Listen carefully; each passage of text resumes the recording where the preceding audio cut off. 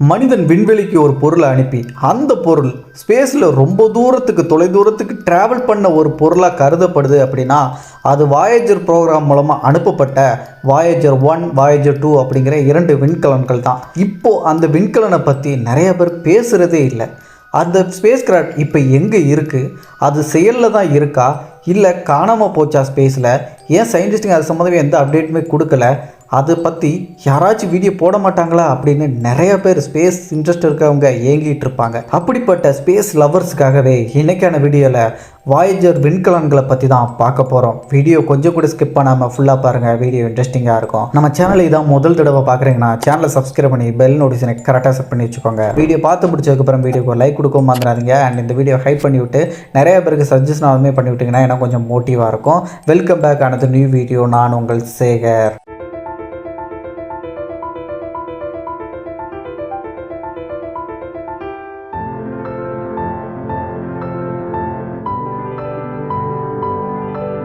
Voyager program, இந்த ப்ரோக்ராமில் உருவாக்கப்பட்ட 2 விண்கலன்கள் தான் வாயேஜர் 1 வாயேஜர் 2 அப்படிங்கிற அந்த 2 விண்கலன்களும். இந்த விண்கலன்கள் இன்றைக்கி ஸ்பேஸில் வெற்றிகரமாக ட்ராவல் பண்ணிக்கிட்டு இருக்கு கண்டினியூஸாக. ஆனால் இந்த ப்ரோக்ராமுக்கான நோக்கம் என்ன, இது என்ன நோக்கத்துக்காக உருவாக்குனாங்களோ அதை சாதிச்சு காட்டிருச்சா, இன்னும் அடுத்து என்ன செய்ய போகுது அப்படிங்கிற எல்லாத்தையும் தெரிஞ்சுக்கணும்னா இந்த மிஷின் எப்படி உருவாச்சு, அதுக்கான நோக்கம் என்ன அப்படிங்கிறதுல ஆரம்பித்து அவங்களுக்கு தெளிவாக புரியும். ஸோ அதை முதல்ல உங்களுக்கு ஷார்ட் அண்ட் ஸ்வீட்டாக சொல்லிடுறேன். அதுக்கப்புறம் இந்த விண்கலனை பற்றி அடுத்த விஷயங்களை தெரிஞ்சுக்கலாம். 1960 1970 காலகட்டத்தில் சயின்டிஸ்ட்டுங்க ஸ்பேஸில் நடக்க போகிற ஒரு முக்கியமான விஷயத்தை பற்றி கண்டுபிடிக்கிறாங்க. அதுதான் ரேர் பிளானட் அலைன்மெண்ட் அப்படின்னு சொல்லப்படக்கூடிய ஒரு நிகழ்வு. நம்ம சூரிய குடும்பத்துடைய மிகப்பெரிய 4 கேஸ் பிளானட்களாக கருதப்படக்கூடிய ஜூபிட்டர், சேட்டன், யுரேனஸ், நெப்டியூன் மாதிரியான இந்த 4 ஜெயண்ட் பிளானட்ஸ்களும் ஒரே நேர்கோட்டில் அதோடைய சுற்றுவட்ட பாதையில் சங்கமிக்க போகிற அந்த நாளை சயின்டிஸ்ட்டுங்க கண்டுபிடிக்கிறாங்க.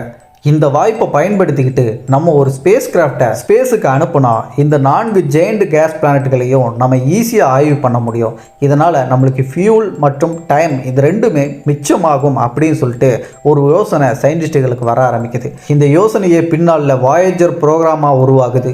நாசா தான் இந்த ஸ்பேஸ் கிராஃப்டை உருவாக்குறதுக்கு அந்த ப்ரோக்ராம் மூலமாக முடிவெடுக்கிறாங்க. ஆனால் 1970 காலகட்டம் அப்படிங்கிறது பெருசாக கம்ப்யூட்டர் அப்படிங்கிற அந்த டெக்னாலஜி இல்லாத காலகட்டம்.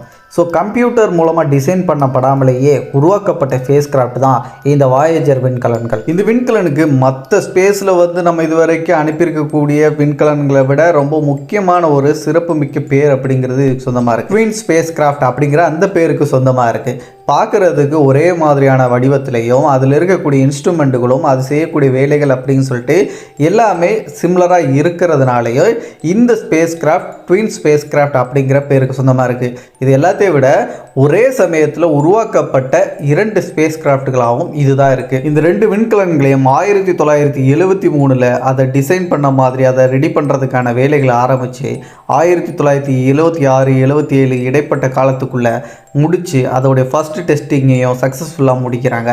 அதுக்கப்புறம் 1977 ஆகஸ்ட் 20 வாயேஜர் 2 அப்படிங்கிற அந்த விண்கலனை முதல்ல லான்ச் பண்ணுறாங்க. அது ஏன்ப்பா சம்மந்தமே இல்லாமல் வாயேஜர் 2ங்கிற 2வது ஸ்பேஸ் கிராஃப்டை முதல்ல லான்ச் பண்ணாங்க, ஏன் முதல்ல இருக்கிறது தானே லான்ச் பண்ணோம் அப்படிங்கிற கேள்வி உங்களில் பல பேருக்கு வரும். இதுக்கு காரணம் ஒரு சின்ன ஒரு விஷயந்தான். இந்த மிஷினை பொறுத்த வரைக்கும் பிளானட்ஸ் அலைன்மெண்ட் அப்படிங்கிற அந்த ரேர் மூமெண்ட்டை பேஸாக வச்சு நம்ம ஒரு கிராண்ட் டூரை இனிஷியேட் பண்ணலாம் அப்படிங்கிற அந்த ஒரு நோக்கத்தோடு தான் சயின்டிஸ்ட்டுங்க இந்த மிஷினை முன்னெடுத்தாங்க. அது அடிப்படையில் ஒவ்வொரு ஸ்பேஸ் கிராஃப்ட்டுக்கும் வாயேஜர் 1 வாயேஜர் 2 இந்த 2 ஸ்பேஸ் கிராஃப்ட்டும் தனித்துவமான பாதைகளோடும் தனித்துவமான விஷயங்களோட நோக்கத்தோடு அது லான்ச் செய்யப்படுது. அதனாலேயே வாயேஜர் 2 நோக்கம் அப்படிங்கிறது சேட்டன், ஜூபிட்டர், அதுக்கப்புறம் நெப்டியூன், யுரேனஸ் இந்த மாதிரியான பிளானட்டோட பாதைகளை ஆர்பிட் பண்ணி அது போகிற மாதிரி இருக்கும். அதுவே வாயேஜர் 1 வேலை அப்படிங்கிறது ஜூபிட்டர், சேட்டன், அதுக்கப்புறம் டைட்டன் இந்த 3ஐயும் பேஸ் பண்ணி அதோட பாதை அப்படிங்கிறது இருக்கும். ஸோ 2த்துக்கும் வெவ்வேறு விதமான நோக்கங்களும் வெவ்வேறு விதமான பாதைகளும் இருக்கிறதுனால தான் 2ஐயும் டேட் டிஃப்ரென்ஸ் பண்ணி லான்ச் பண்ணதுக்கு காரணம். இன்னும் இந்த தேதி மாற்றத்துக்கான விஷயங்கள் நீங்கள் எளிமையாக புரிஞ்சுக்கணும் அப்படின்னா, இப்போ இந்த பிளானட் அலைன்மெண்ட் அப்படின்னு சொல்லப்பட்ட அந்த ஏர் மூவ்மெண்ட்டை பொறுத்த வரைக்கும் ஒரே நேர்கோட்டில் ஜூபிட்டர், சாட்டர்ன், நெப்டியூன், யுரேனஸ் இந்த மாதிரி 4 பிளானட்ஸ்களும் ஒரே மாதிரி நேர்கோட்டில் சந்திக்கும் இல்லையா? அப்போது வாயேஜர் 2 வந்து நம்ம வந்து முதல்ல லான்ச் பண்ணி அனுப்பும் போது அதோடைய நோக்கம் இந்த 4 பிளானட்டையும் வந்து அந்த ஃபியூலையும் டைமையும் வந்து கம்மி பண்ணி அது 3த்தையும் ஒரு கிராண்ட் டூர் மாதிரி கொண்டு போய் 4 பிளானட்டையும் கடந்து போகிற மாதிரி தான் அவங்க பிளான் பண்ணுறாங்க. அப்போ அந்த டேட்டு வரும்போது அந்த அலைன்மெண்ட் நடக்கக்கூடிய அந்த தேதி அது எந்த நேரத்தில் வந்து கரெக்டாக வரும் அப்படிங்கிற எல்லாத்தையும் கேல்குலேட் பண்ணி ஒரு லான்ச் டேட்டை ஃபிக்ஸ் பண்ணி இதை லான்ச் பண்ணிட்டாங்க.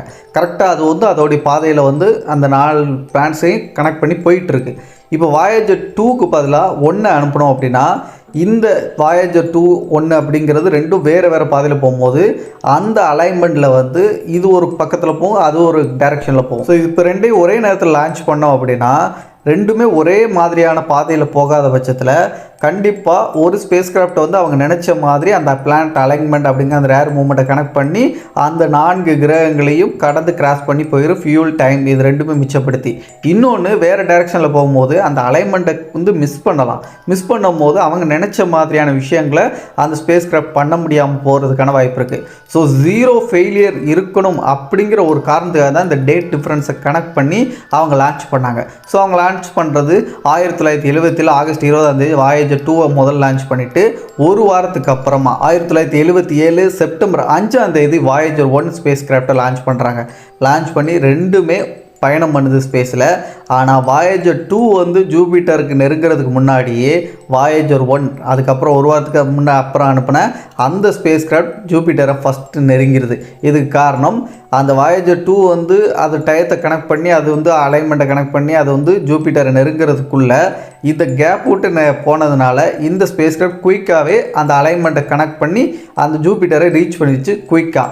ஸோ அதன் காரணமாக அதுதான் முதல்ல ஜூபிட்டரை ரீச் பண்ணி முதல் புகைப்படத்தை அனுப்பிச்சது. ஜூபிட்டரை ரீச் பண்ணுறதுக்கு முன்னாடியே நம்ம பூமி மற்றும் நிலவு இது ரெண்டையுமே ஸ்பேஸில் ட்ராவல் பண்ணிக்கிட்டு இருக்கும்போதே ஒரு புகைப்படமாக எடுத்து அனுப்பிச்சிது. ஸோ அப்போ அந்த புகைப்படத்தை தான் இப்போ நீங்கள் ஸ்க்ரீனில் பார்க்குறீங்க. இந்த புகைப்படத்தை எடுத்து அனுப்பிச்சதுக்கப்புறம் தான் ஜூபிட்டரை ரீச் பண்ண வாயேஜர் 1 ஸ்பேஸ் கிராஃப்ட் ஜூபிட்டர் சம்பந்தமான புகைப்படங்களை எடுத்து பூமிக்கு அனுப்பிச்சி வைக்குது.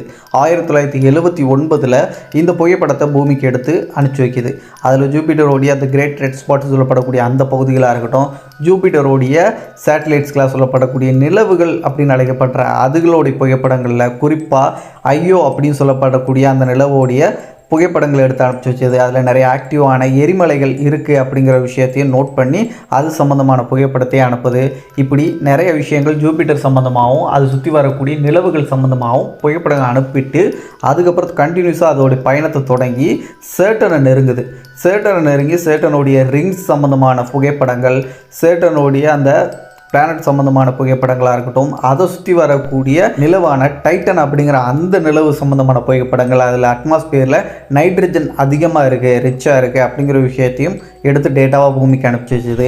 இதில் முக்கியமான விஷயம் அன்னைக்கு ஜூபிட்டரை நெருங்கி அதுக்கப்புறம் சேட்டனை நெருங்கின இந்த வாயேஜர் 1 ஜூபிட்டருடைய புதிய 3 நிலவுகளையும் கண்டுபிடிச்சது அப்படிங்கிறதும் வரலாற்றில் பதிவு செய்யப்பட்ட ஒரு விஷயமா இருக்குது. வாயேஜர் 1 ஸ்பேஸ் கிராஃப்ட் பண்ண சாதனைகளில் இந்த ரிசர்ச் எல்லாம் பண்ணி டேட்டாஸாக பூமிக்கு அனுப்பிச்சதுக்கப்புறம் வாயேஜர் 1 ஸ்பேஸ் கிராஃப்ட் நம்ம சூரிய குடும்பத்தில் மிக நீண்ட தூர பயணத்துக்கு தயாராகி அதோட பயணத்தை தொடங்குது 4 பிளானட்களையும் கடந்து. ஆனால் 1990 காலகட்டத்தில் பூமியில் ஒரு முக்கியமான சேஞ்சை கொண்டு வராங்க. அதாவது டீப் ஸ்பேஸ் நெட்வொர்க் அப்படின்னு சொல்லப்படக்கூடிய ஒன்று இருக்குது.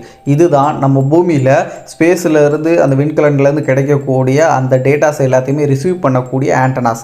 ஸோ அந்த ஆண்டனாஸ் எல்லாத்தையுமே இங்கே பூமியில் வந்து ரொம்ப அட்வான்ஸாக மாற்றுறாங்க. ஏன்னா இது ரொம்ப தூரத்தில் ட்ராவல் பண்ண போகுது இல்லையா? அப்போ அவ்வளோ தூரத்தில் இருக்கக்கூடிய டேட்டாஸ் எல்லாம் நம்ம வந்து ரிசீவ் பண்ணணும், அதை வந்து கேப்சர் பண்ணணும்னா அதுக்கேற்ற மாதிரி அட்வான்ஸான விஷயங்கள் இருந்தால் மட்டும்தான் முடியும். அப்படிங்கிறதுனால இங்கே இதை அட்வான்ஸ் பண்ணுறாங்க.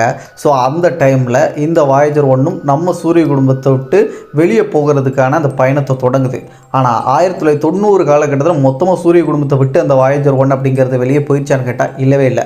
2012 தான் முதல்ல இண்டஸ்ட்ரியல் ஸ்பேஸ் அப்படின்னு சொல்லப்படக்கூடிய அந்த இண்டஸ்ட்ரியல் ஸ்பேஸ் நுழையுது, சூரிய குடும்பத்தை விட்டு வெளியே போகுது. வாயேஜர் 2 அப்படிங்கிறது அதோட பயணத்தில் அது ரிசர்ச்களை பண்ணி எப்படி 2012 வாயேஜர் 1 அப்படிங்கிறது இன்டர்ஸ்டெல்லார் ஸ்பேஸ்க்குள்ளே நுழைஞ்சிச்சோ, சூரிய குடும்பத்தை விட்டு வெளியே போச்சோ, அதே மாதிரி 2018 வாயேஜர் 2 அப்படிங்கிறதும் சூரிய குடும்பத்தை விட்டு வெளியே போய் இன்டர்ஸ்டெல்லார் ஸ்பேஸ்க்குள்ளே நுழையுது. சுமார் 47 வருடங்கள் ஆச்சுங்க இந்த ஸ்பேஸ் கிராஃப்ட் அப்படிங்கிறது நம்ம பூமியிலேருந்து அனுப்பி. கிட்டத்தட்ட 1977 2026 பிறந்துருச்சு. ஸோ இத்தனை வருஷம் அது ட்ராவல் பண்ணி இன்னைக்கு தேதிக்கு பூமியிலிருந்து எவ்வளோ டிஸ்டன்ஸில் வந்து ட்ராவல் பண்ணிட்டு இருக்கு தெரியுமா? அதில் வாயேஜர் 1ங்கிற அந்த ஸ்பேஸ் கிராஃப்ட் மட்டுமே பூமியிலிருந்து சுமார் 24.5 பில்லியன் கிலோமீட்டர் டிஸ்டன்ஸில் வந்து ட்ராவல் பண்ணிட்டு இருக்கு. அதுவும் 17 கிலோமீட்டர் பர் செகண்ட் அப்படிங்கிற அந்த வேகத்தில் இன்டர்ஸ்டெல்லார் ஸ்பேஸ்க்குள்ளே அது வந்து ட்ராவல் பண்ணிட்டு இருக்கு. அதுவே அந்த பக்கம் வாயேஜர் 2 அப்படிங்கிறது பூமியிலிருந்து சுமார் 20.5 பில்லியன் கிலோமீட்டர் டிஸ்டன்ஸில் அது ட்ராவல் பண்ணிட்டு இருக்கு.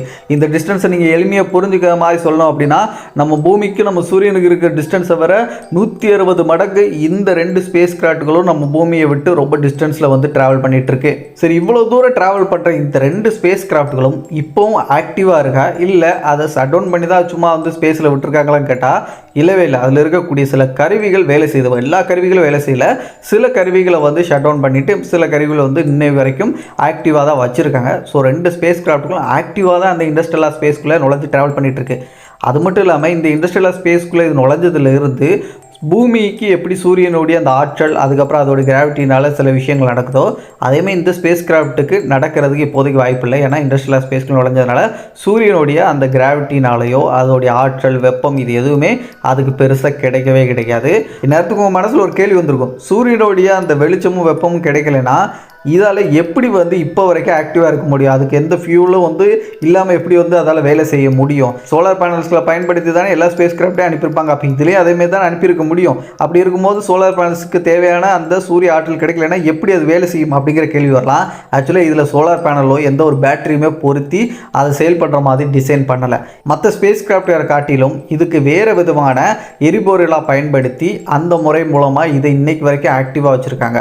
நியூக்ளியர் பவர் RDG முறையை பயன்படுத்தி தான் இந்த 2 ஸ்பேஸ் கிராஃப்ட்டும் இப்போ வரைக்கும் ஃபியூலை வந்து பயன்படுத்திக்கிட்டு ஆக்டிவாக அது வந்து ஷட் டவுன் ஆகாமல் வேலை பார்த்துட்டு இருக்கு. அதாவது புளூட்டோனியமை வந்து பயன்படுத்தியிருக்காங்க இதில் வந்து எரிபொருளாக, ஃபியூலாக. ஸோ இந்த புளூட்டோனியம் அப்படிங்கிறது நார்மலாகவே ஹீட்டை வந்து ஜென்ரேட் பண்ணக்கூடிய ஒரு விஷயம். ஸோ அது மூலமாக எலக்ட்ரிசிட்டியை உருவாக்கி அந்த பவரை அதில் இருக்கக்கூடிய கருவிகளை செயல்படுறதுக்கு ஏற்ற மாதிரி பயன்படுத்தியிருக்காங்க. ஆனால் இப்போவும் அதோடைய பவர் அப்படிங்கிறது ஆரம்பத்தில் எப்படி அனுப்பணுமோ அதுக்கேற்ற மாதிரியே செயல்பட்டு இருக்காங்க கேட்டால் இல்லவே இல்லை. கொஞ்சம் கொஞ்சமாக அதோடைய வீக் அப்படிங்கிறது நடந்துக்கிட்டு தான் இருக்குது, அந்த பவரோடைய வீக் அப்படிங்கிறது.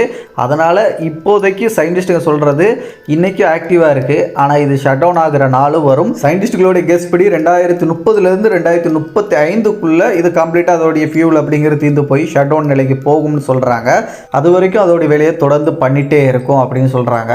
இந்த 2 ஸ்பேஸ் கிராஃப்ட்லேருந்து பூமிக்கு வந்து சிக்னலை அனுப்புறதுக்கு எவ்வளோ டைம் எடுத்துக்கும் தெரியுமா? வாயேஜர் 1 மட்டுமே நம்ம பூமிக்கு ஒரு தடவை சிக்னல் அனுப்புறதுக்கு ஆல்மோஸ்ட் 23 மணி நேரம் ஆகும். அதாவது ஒரு நாள் வரைக்கும் ஆகும் அதுலேருந்து சிக்னல் நம்ம பூமிக்கு வந்து ரிசீவ் ஆகணும் அப்படின்னா. ஏன்னா அவ்வளோ டிஸ்டன்ஸில் இருக்குது இல்லையா? சரி, அதெல்லாம் ஓகேப்பா. ஃபியூல் தீர்ந்து போய் ஷட் டவுன் ஆயிடுச்சுன்னா அது அப்படியே ஸ்பேஸில் ஸ்டக் ஆகி அப்படி நின்றுமா அப்படின்னு கேட்டால் இல்லவே இல்லை. கண்டினியூஸாக அந்த உந்து சக்தி கொடுத்துருப்பாங்க இல்லையா அந்த ஸ்பேஸ் கிராஃப்ட் நகர்றதுக்கு. ஸோ அந்த உந்து சக்தி காரணமாக ஸ்பேஸில் வந்து அது பாட்டு ட்ராவல் பண்ணிட்டு தான் இருக்கும். குறுக்க வந்து எதுவும் வராத வரைக்கும், ஒரு ஆஸ்ட்ராய்டோ இல்லாட்டி வேறு ஏதாச்சும் எக்ஸோ பிளானட்டோ வராத வரைக்கும் கண்டினியூஸாக ட்ராவல் பண்ணிகிட்டே இருக்கும். கண்டினியூஸாக ட்ராவல் பண்ணி அதில் மோதுற வரைக்கும், ஒரு இதில் போய் மோதுற வரைக்கும் ட்ராவல் ஆகிக்கிட்டே தான் இருக்கும் இன்டர்ஸ்டெல்லார் ஸ்பேஸ்க்குள்ளே. ஆனால் இந்த ஸ்பேஸ் கிராஃப்ட் அனுப்பப்பட்டது அந்த 4 ஜெயண்ட் பிளானட்ஸ்களை வந்து ஆராய்ச்சி பண்ணுறதுக்காகவோ அதை சுற்றி வரக்கூடிய நிலவுகளை ஆராய்ச்சி பண்ணுறதுக்காகவும் இந்த 2 விண்கலன்களை அனுப்பலை. அதை தாண்டி இன்னொரு விஷயத்துக்காகவும் அதில் ஒரு விஷயத்தை பொருத்தி அதில் கருவியாக பொருத்தி அனுப்பிச்சி வச்சுருக்காங்க. ஏலியன்ஸ்களை தேடியும் இந்த இன்டர்ஸ்டெல்லார் ஸ்பேஸில் அது சுற்றிட்டுருக்கு. இன்னும் ஷட் டவுன் ஆனாலும் ஏலியன்கள் கையில் படுற வரைக்கும் அது ட்ராவல் ஆகிக்கிட்டே இருக்கும் அப்படிங்கிற நோக்கத்தோடு தான் சயின்டிஸ்ட்டுங்க இதையே உருவாக்குனாங்க. என்னது, ஏலியன்ஸை தேடி இதை அனுப்பியிருக்காங்களா? ஏலியன்ஸுக்கு கையில் சிக்கும் வரைக்கும் ஒரு பொருளையும் அதில் சேர்த்து வச்சு அனுப்பியிருக்காங்களா? அப்படின்னா என்ன பொருள், அது என்ன கருவி அப்படிங்கிற கேள்வி வரல. அதில் கோல்ட் ரெக்கார்டுன்னு சொல்லப்படக்கூடிய ஒரு CD மாதிரியான ஒரு பொருளை ஆட் பண்ணி தான் அதை அனுப்பி வச்சுருக்காங்க. அதில் ஆட் பண்ணியிருக்கக்கூடிய அந்த சிடி மாதிரியான பொருளில் பூமியில் பேசக்கூடிய மனிதர்களுடைய சில முக்கியமான லாங்குவேஜ்கள் ரெக்கார்ட் செய்யப்பட்டிருக்கு. சவுண்ட்ஸு சொல்லப்படக்கூடிய பூமியில் இருக்கக்கூடிய காற்றோட சவுண்டாக இருக்கட்டும், விலங்குகளோட சவுண்டு, தண்ணியோட சவுண்டு, இப்படி பல சவுண்ட்ஸ்களை ரெக்கார்ட் பண்ணியிருக்காங்க. அந்த பிளேட்லேயே அதை எப்படி ஆக்சஸ் பண்ணணும் அப்படிங்கிறதுக்கான குறியீடுகள் மென்ஷன் செய்யப்பட்டிருக்கு. இப்படி பல விஷயங்கள் அந்த கோல்டு ரெக்கார்டு சொல்லப்படக்கூடிய அந்த சிடி மாதிரியான விஷயத்தில் ஆட் பண்ணி அனுப்பி வச்சுருக்காங்க. இது சம்மந்தமாக இன்னும் டீட்டெயிலாக தெரிஞ்சுக்கணும் அப்படின்னு ஆசைப்பட்டீங்கன்னா வீடியோ கீழே இருக்கக்கூடிய கமெண்டில் வாயேஜர் அப்படின்னு சொல்லிட்டு கமெண்ட் பண்ணுங்கள். எத்தனை பேர் கமெண்ட் பண்ணுறீங்க அதை பொறுத்து இந்த வீடியோடைய பார்ட் 2 நான் மென்ஷன் பண்ணுறேன். பார்ட் 2ல் அந்த கோல்டு ரெக்கார்டை பற்றியும் தெரிஞ்சுக்கலாம். அதோடைய ஃபியூல் முறையை பற்றியும் நான் வந்து டீட்டெயிலாக அதில் எக்ஸ்பிளைன் பண்ணுறேன் அந்த வீடியோவில். ஸோ எத்தனை ஆர்வமாக இருக்கீங்கிறத அந்த கமெண்டை வச்சு நான் கண்டுபிடிக்கிறேன். இந்த வீடியோ நிச்சயமாக உங்களுக்கு யூஸ்ஃபுல்லாக பயனுள்ளதாக இருந்திருக்கும் அப்படின்னு நம்புகிறேன். இதேமாரி ஸ்பேஸ் சம்மந்தமாக நிறைய விஷயங்கள் தெரிஞ்சுக்கிறதுக்கு நம்ம சேனல் இன்னும் கூட சப்ஸ்கிரைப் பண்ணலாம். ஜஸ்ட் சப்ஸ்கிரைப் பண்ணி பெல் நோட்டிஃபிகேஷன் கரெக்டாக பண்ணி வச்சுக்கோங்க. மற்ற வீடியோஸை பார்க்குறதுக்கு மேலே ஐக்கன் லிங்க் கொடுத்துருங்க, செக் பண்ணிக்கோங்க. இந்த வீடியோக்கு ஒரு லைக் கொடுக்கவும் மறந்துடாதீங்க. வீடியோ ஹைப் பண்ணி விட்ருங்க. அப்போ தான் நிறைய பேருக்கு சஜஷன் ஆகும். எனக்கு அடுத்தடுத்த வீடியோஸ் போட்டிருக்கும் மோட்டிவாக இருக்கும். மறக்காமல் இது ரெண்டுத்தையும் பண்ணி விட்ருங்க. அடுத்த ஒரு நல்ல தகவலோட நான் உங்களை சந்திக்கும் முறை நான் உங்கள் சேகர். பாய் பாய்.